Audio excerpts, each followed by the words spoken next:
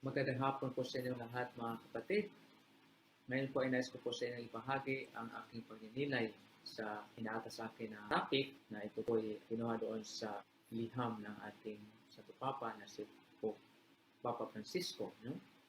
Na sa Amoris Laetitia 295. But before I give my reflection on that particular topic, nais ko po muna ibahagi sa inyo ano ba yung plano ng Diyos para sa atin lahat. Ano yung plano niya sa sangkatauhan? Sinasabi na ang sacrament of marriage is indissoluble. So, hindi pwedeng baguhin kung ano yung plano ng Diyos para sa ating lahat. At ito ang plano ng Panginoon mula pa noong una. At kaya sinabi sa aklat ng Genesis, na kaya't iniwan ng lalaki ang kanyang ama at ang kanyang ina at makikipisan sa kanyang asawa at sila'y magiging isang laman. At ito po ay pinagtibay ng ating Panginoon nung sinabi niya na hindi ba ninyo nabasa na sa pasimulay nilala ng Diyos ang tao na lalaki at babae. At siya rin ang nagsabi na dahil dito iiwan ng lalaki ang kanyang ama at ina at magsasama sila sa kanyang asawa at sila ay magiging isa. So, hindi na sila dalawa, hindi iisa, kaya't ang pinagsama ng Diyos ay huwag paghiwalay ng tao. Ito yung plano ng Diyos mula pa noong una. From the very beginning of creation, ito yung plano ng Diyos. Kaya, ito yung magandang panilayan natin na ano ba yung approach ngayon ng simbahan. Dahil alam natin na marami ngayon sa ating mga kapatid na nasa tinatawag na irregular situation. So, quoting from the Father Pope Francis, gives us in this particular apostolic exhortation na sinasabi dito na alam ng simbahan ang kahinaan ng tao. Na dahil dito, the Synod Fathers realizes that any breach of the marriage bond is against the will of God. And she's also conscious of the frailty of many of her children. Illumined by the gaze of Jesus, she turns with love to those who participate in her life in an incomplete manner, recognizing that the grace of God works also in their lives by giving them the courage to do good, to care for one another in love, and to be of service of the community in which they live and work. Kaya inahalintulad ni Papa Francisco ang simbahan na ito isang field hospital. Kaya dapat maging maingat ang mga pastor ng simbahan sa kanilang pangalaga. Sa pangalaga nila sa mga nasa irregular situation. And thus, gradualness in pastoral care is to be considered. As member of the church, they too need pastoral care that is merciful and helpful. For the church's pastors are not only responsible for promoting Christian marriage, the pastoral discernment of the situations of a great many who no longer live this reality. So entering into pastoral dialogue with these persons is needed to distinguish elements in their lives that can lead to greater openness to the gospel of marriage in its fullness. So in their pastoral discernment, there is a need to identify elements that can foster evangelization and human and spiritual growth. At ito yung napagahalaga na titingnan ng pastor na yung mga elements, na ano ba yung mabubuti naman, na katangian uh, upang yun yung maging solusyon na mas lalong mapaganda yung ministry, no, sa mga tao o sa mga kapatid natin. So whatever the case, all these situations require a constructive response, seeking to transform them into opportunities that can lead to the full reality of marriage and family in conformity with the gospel. And so these couples need to be welcomed and guided patiently and discreetly. At ito yung sinasabi dito sa Amoris Laetitia 294 na that is how Jesus treated the Samaritan woman. He addressed her desire for true love in order to free her from the darkness in her life and to bring her to the full joy of the gospel. Ito yung plano ng Diyos, no? Na lahat ay nais ng ating Panginoon na magbalik loob sa Kanya. And that's why along these lines, in Amoris Laetitia 295, Pope Francis mentioned this, what we call the law of gradualness. No? He says that along these lines, St. John Paul II proposed the so-called law of gradualness in the knowledge that the human being knows, loves, and accomplishes moral good by different stages of growth. This is not a gradualness of law, but rather a gradualness in the prudential exercise of free acts on the part of subjects who are not in a position to understand, appreciate, or fully carry out the objective demands of the law. For the law is itself a gift of God, which points out the way, a gift for everyone without exception. It can be followed with the help of grace, even though each human being advances gradually with the progressive integration of the gifts of God and the demands of God's definitive and absolute love in his or her entire personal and social life. So, with respect to this law of gradualness, Pope Francis urges us, in view of the undeniable challenges of our time, to present marriage more as a dynamic path to personal development and fulfillment than as a lifelong burden. So ano ba itong law of gradualness? No?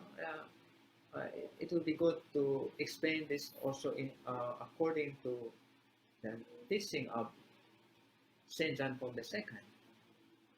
In Catholic moral theology, the law of gradualness is the notion that people improve their relationship with God and grow in the virtues gradually, and do not jump to perfection in a single step. In terms of pastoral care, it suggests that it is often better to encourage the positive elements in someone's life rather than to chastise their flaws.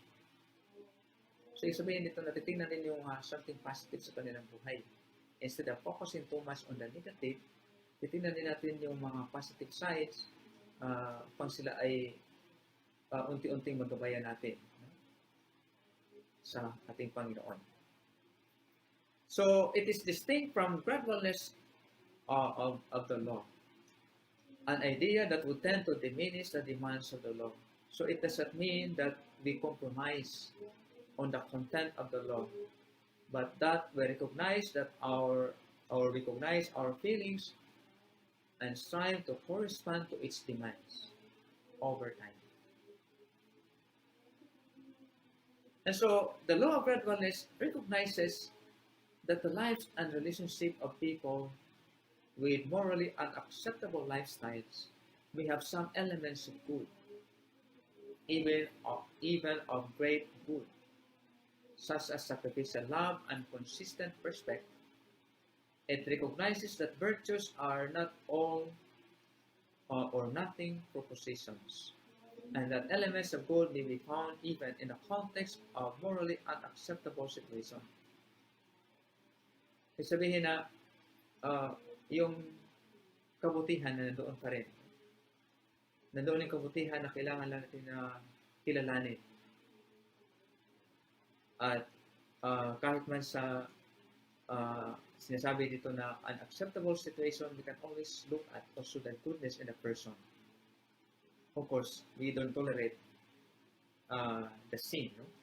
But we try to lead these people to God. So in a sense, in a Christian sense, conversion, no, does not happen once and it's over.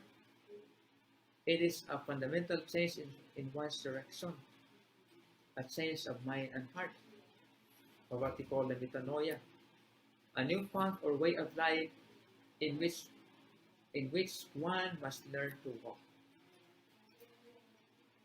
And in his apostolic exhortation Familiaris Consortio, Pope John Paul II declared that what is needed is a continuous, permanent conversion that is brought about concretely in steps which lead us ever forward. Thus, a dynamic process develops, one which advances gradually.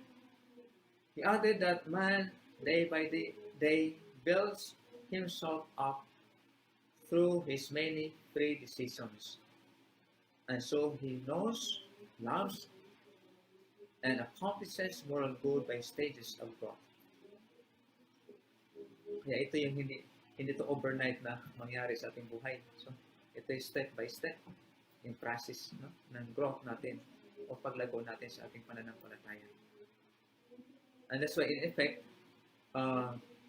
he said that the Christian life can always be attained through God's grace. And our striving for it becomes easier according as we put it into practice. So constant practice. No? Doon tayo lumago sa ating kabanalan kung sinisikap natin na gawin yung kabutihan, gawin yung kalooban ng Diyos. And in this law of gradualness in human behavior, it's therefore the step-by-step perfecting of the person in the person's practice of the Christian life. So, Pope John Paul II cautioned that what is known as the law of gradualness cannot be identified with gradualness of the law. And in Guidelines for Confessors in 1997, the Pontifical Council for the Family stated that they should not be led by the law of gradualness to give people the impression that repentance does not require a decisive break with sin. So, clearly there's a compromise, so we cannot tolerate sin, of course. Pero ang challenge ito na kung paano natin magabayan ang mga kapatid natin na nasa irregular situations upang unti-unti nilang iwanan ang kasalanan. And what John Paul II said is that moral teachings are always binding and practice makes them easier to observe. Ito yung tinatawag na the law of gradualness. So, nais ko pong ibahagi sa inyo ang aking karanasan kung in connection with that gradualness or law of gradualness. Noong po ako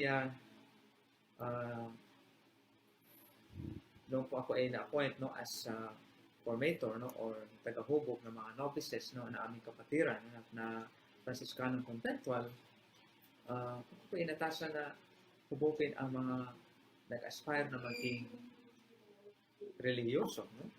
At ito hindi madali dahil alam ko na ang mga candidates ay galing din sila sa iba-ibang background, family background. So I have to be careful in my approach of how these young candidates would be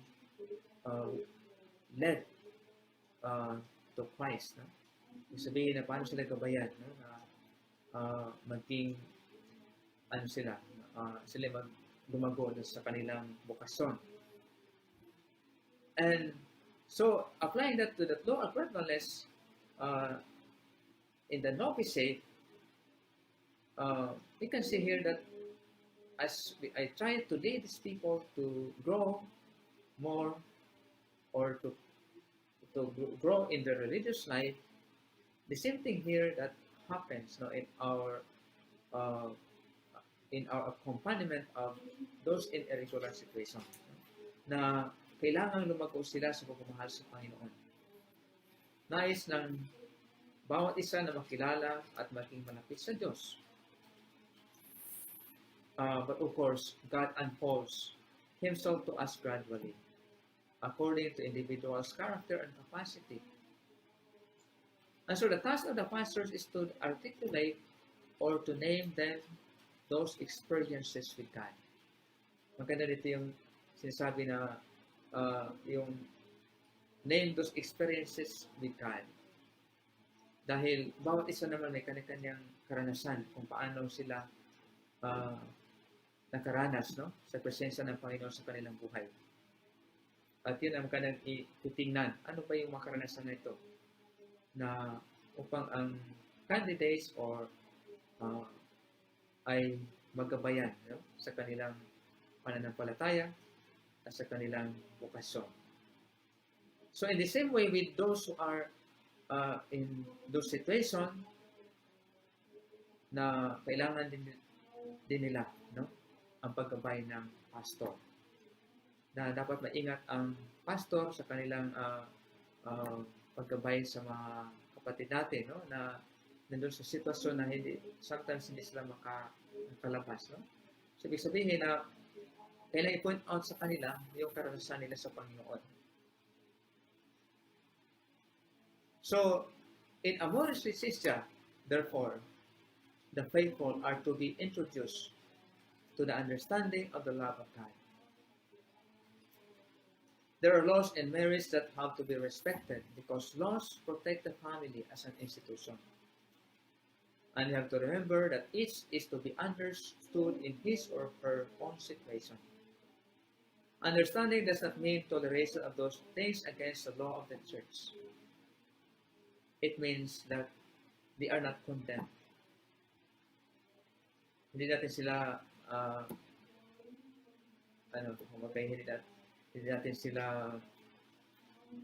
hindi natin tinitingnan yung mali lang nila, no? Yung kanilang kamalian. Tinitingnan din natin kung ano ba ang mga kabutihan, ang biyaya ng Panginoon na pinagkaloob sa kanila. Yes, abiding in law is difficult, but it doesn't mean na ito imposible, no? Ang pasunod sa batas kahit ito'y mahirap ay isang paglilingkod sa lipunan at lalo na sa pamilya. Kung saan ito'y naging tinatawag na domestic church at doon lumago ang bukasyon sa pamilya. And so at this moment, let us realize, no? Let us see, no, the goodness of God, no, na ang nais ng ating Santo Papa na si Papa Francisco ay alamin natin, no, na sa ating paggabay sa bawat isa, lalo na sa ating mga kapatid na nasa regular situation, na kailangan maging maingat tayo, no, na sila ay tanggapin natin bilang kapatid. And so we have to read the Amoris Laetitia with the optic of pastoral charity, without sacrificing the laws of the church. And so people have to be patient with themselves to come and mature and understanding that the church and its laws. Kailangan din natin maging patient sa sarili, no? Sabi nga, wala namang perfecto sa lahat, no? So we are trying our best, no, na lumago sa ating pananampalataya at sa ating pagmamahal sa Panginoon. So, ang hamon lang para sa atin, no, na kung paano na tayo lumago, no, sa pagmamahal natin sa ating Panginoon at huwag tayong mawalan ng pag-asa, no? Sa kabila ng mga pagsubok, sa kabila ng mga problema, no, sa pamilya, na may paraan kung paano na unti-unti nating magabayan ang mga kapatid natin na hindi pa nila lubusang nakilala sa Jesus at hindi pa nila natanggap yung sakramento, lalo na sakramento ng nakasal. No? Na nais ang ating Papa Francisco na titingnan natin yung tinatawag na law of gradualness, na kung saan ang Diyos ay napaka-patient sa ating lahat. He leads us in a gradual way and He wants us to realize na sa araw-araw, no, sa ating pamumuhay, nandiyan siya, kaagapay natin. At sana yun ang magbigay sa atin ng lakas, no, na sa kabila nating kahinaan ay nandoon ang ating Panginoon na patuloy na tumawag sa atin na magbaliloob sa Kanya at tanggapin natin siya bilang ating Diyos na tagapagligtas at tayo din ay maging huwaran sana sa lahat upang ang Panginoon ay mas lalong papurihan natin sa ating buhay. At maraming salamat po.